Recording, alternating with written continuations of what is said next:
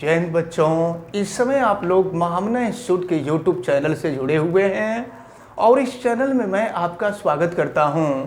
आज हम लोग क्लास 9th रसायन विज्ञान हिंदी माध्यम एनसीईआरटी बुक के अध्याय 1 हमारे आसपास के पदार्थ के पेज नंबर 9 के प्रश्नों को हम लोग देखेंगे। और पेज नंबर 9 में जो पहला प्रश्न दिया हुआ है, निम्नलिखित तापमान को सेल्सियस में परिवर्तित कीजिए।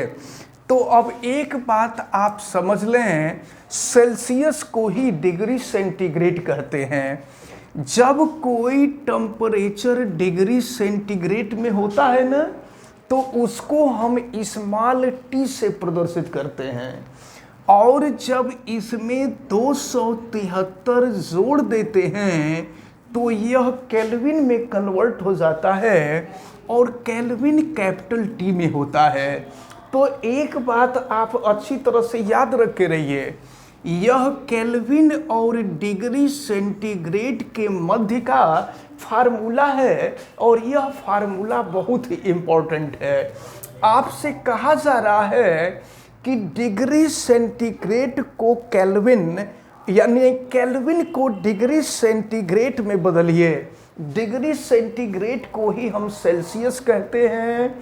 तो देखें जी, दिमाग में रखे रहिएगा कि जब डिग्री सेंटीग्रेड में 273 जोड़ देंगे तो यह केल्विन में बदल जाएगा और के लिख देते हैं तो इसका मतलब केल्विन होता है।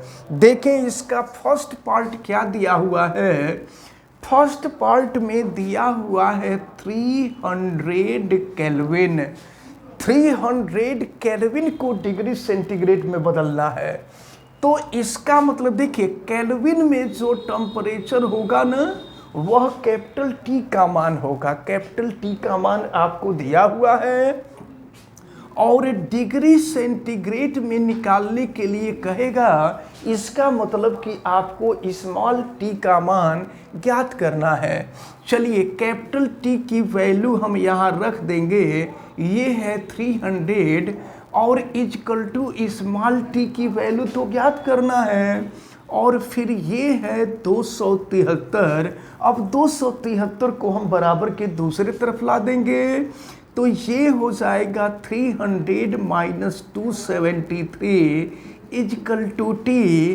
अब आप 300 में से 273 घटा देंगे तो 27 हो जाएगा और ये स्मॉल टी, तो स्मॉल टी इक्वल टू 27 27। और याद रखे रहिएगा, स्मॉल टी को जब भी रखेंगे डिग्री सेंटीग्रेड में रखते हैं और डिग्री सेंटीग्रेड को ही सेल्सियस कहते हैं, क्योंकि इस टेम्परेचर की खोज करने वाले वैज्ञानिक का नाम ही सेल्सियस था। और ये जो केल्विन होता है, केल्विन भी वैज्ञानिक का नाम था। अब इसके बाद जरा आप ध्यानपूर्वक देखें, बी पार्ट में आपको दिया हुआ है 573 केल्विन। तो केल्विन में देगा तो वो हमेशा कैपिटल टी का मान होगा। इसको आप दिमाग में रखे रहिएगा। तो कैपिटल टी की जो वैल्यू है, ये दिया गया है 573 केल्विन और डिग्री सेंटीग्रेड में बदलना है। इतना आपको हमेशा दिमाग में रखे रहना है कि जहां स्मॉल टी रहेगा वो डिग्री सेंटीग्रेड में रहेगा और जहां कैपिटल टी रहेगा वह केल्विन में रहेगा। अगर केल्विन में निकालने के लिए कहेगा तो आप कैपिटल टी का मान निकालेंगे। डिग्री सेंटीग्रेड में निकालने के लिए कहेगा आप स्मॉल टी का मान निकालेंगे। चलिए, कैपिटल टी का मान हम रख देते हैं, ये है 573 इक्वल टू टी प्लस ये हो जाएगा आपका 273, 273 हो जाएगा। अब 273 को हम इधर ला देंगे तो देखिए 573 और ऋण हो जाएगा 273 इक्वल टू टी। तो 573 में से 273 निकाल देंगे तो 300 हो जाएगा, 300 हो जाएगा। तो ये हो गया 300 इक्वल टू टी, यानी टी इक्वल टू हो गया 300 डिग्री सेंटीग्रेड। तो यही आपसे पहले प्रश्न में 2 क्वेश्चन पूछे गए थे, ये दोनों क्वेश्चन आपके सॉल्व होते हैं। अब क्वेश्चन नंबर 2 में आपसे कहा जा रहा है, निम्नलिखित तापमान पर जल की भौतिक अवस्था क्या होगी। तो भौतिक अवस्था का मतलब ठोस, द्रव, गैस। तो पानी जब होगा, पानी जब लिक्विड के रूप में होगा, जब द्रव अवस्था में होगा, तो पानी द्रव अवस्था में होता है। जब वो गर्म होकर के भाप बदल जाएगा तो वो गैस अवस्था में आ जाता है, और जब जम जाता है तो वो ठोस अवस्था में हो जाता है। और एक बात याद रखे रहिए, पानी का क्वथनांक 100 डिग्री सेंटीग्रेड होता है, यानी 100 डिग्री सेंटीग्रेड ताप पर पानी खौलने लगता है। तो आपसे कहा जा रहा है, निम्नलिखित तापमान पर जल की भौतिक अवस्था क्या होगी, जिसमें ए आपको दिया हुआ है 250 डिग्री सेंटीग्रेड, 250 डिग्री सेंटीग्रेड। तो अब जरा सुनिए आप, 100 डिग्री सेंटीग्रेड पर तो पानी खौलने लगता है, तो 250 डिग्री सेंटीग्रेड का टेम्परेचर बहुत अधिक होता है ना, तो पानी खौलेगा और खौल करके पूरा भाप में बदल जाएगा, यानी गैस में बदल जाएगा। तो आपसे यही पूछा जा रहा है कि 250 डिग्री सेंटीग्रेड ताप पर जल किस भौतिक अवस्था में रहेगा। तो जल जो है गैस में परिवर्तित हो जाएगा। और फिर इसका बी पार्ट आपसे पूछा जा रहा है कि 100 डिग्री सेंटीग्रेड ताप पर, तो आपको पता है कि 100 डिग्री सेंटीग्रेड ताप पर तो पानी खौलता है। तो जब पानी खौलता है तो उस स्थिति में पानी की 2 स्थितियां होती हैं, पानी द्रव में भी रहता है और गैस अवस्था में भी रहता है, क्योंकि उस समय वो भाप में कन्वर्ट हो रहा होता है, भाप में बदल रहा होता है। तो याद रखे रहिए, 250 डिग्री सेंटीग्रेड ताप पर पानी गैस अवस्था में रहेगा, और 100 डिग्री सेंटीग्रेड ताप पर पानी द्रव और गैस दोनों ही अवस्थाओं में रहेगा। अब हम लोग देखते हैं क्वेश्चन नंबर 3 दिया हुआ है, किसी भी पदार्थ की अवस्था परिवर्तन के दौरान तापमान स्थिर क्यों रहता है। इसके कहने का मतलब ये है कि जैसे पानी को गर्म किया जाता है, तो जब हम पानी को गर्म करते हैं तो पानी द्रव अवस्था में रहता है, और द्रव अवस्था से वह गैस अवस्था में चला जाता है।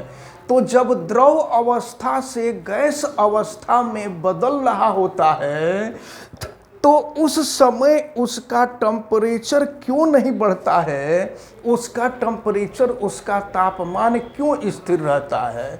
तो इसका जवाब क्या है। इसका जवाब ये है कि जब हम द्रव को गर्म करते हैं, तो गर्म करने के बाद जब वह एक अवस्था से दूसरी अवस्था में बदलता है, तो द्रव के अणुओं के बीच की दूरी कम होती है, लेकिन जब यह द्रव गैस में बदलता है ना, तो गैस के अणुओं के बीच की दूरी बहुत अधिक हो जाती है। तो जब हम गर्म करते हैं, तो गर्म करने से यह ऊष्मा अणुओं के बीच की दूरी बढ़ाने में व्यय हो जाती है। इसीलिए जब हम किसी पदार्थ की अवस्था परिवर्तन के दौरान उसका तापमान हमेशा स्थिर रहता है। अब क्वेश्चन नंबर 4 में दिया हुआ है, वायुमंडलीय गैसों को द्रव में परिवर्तित करने के लिए कोई विधि सुझाइए। तो एक चीज देखें, गैसों के अणुओं के बीच की दूरी बहुत अधिक होती है। अगर किसी तरह से इनके अणुओं के बीच की दूरी कम हो जाए ना, तो गैस द्रव अवस्था में परिवर्तित हो जाएगा। तो इसके लिए क्या किया जाए, वायुमंडलीय गैस को किसी सिलेंडर में इकट्ठा करके अगर सिलेंडर का तापमान बहुत कम कर दिया जाए तो तापमान कम करने से गैस के अणुओं की गतिज ऊर्जा कम हो जाएगी और अणुओं की गतिज ऊर्जा कम करने से उनके बीच की दूरी घट जाएगी। और जब ऊपर से और अधिक दाब डाल दिया जाएगा तो दाब डाल देने से होता ये है कि गैस के जो अणु दूर दूर होते हैं उनके अणुओं के बीच की दूरी बहुत ही कम हो जाती है और जब दूरी बहुत कम हो जाती है तो इस प्रकार गैस द्रव अवस्था में परिवर्तित हो जाता है। तो इस प्रकार हम वायुमंडलीय गैसों को द्रव में परिवर्तित कर सकते हैं।